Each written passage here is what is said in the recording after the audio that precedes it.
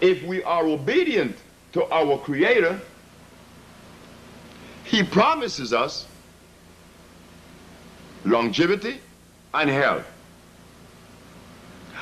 You want to see disease? Let us visit our churches and our synagogues, our temples, and we see disease. Then, after seeing disease in these places, our shepherd indulges against that which God has designed for us. So the flock follows him. It happened to my brother. Isn't that frightening?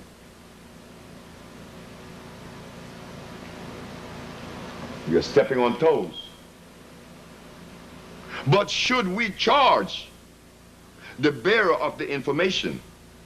No. He should not be charged.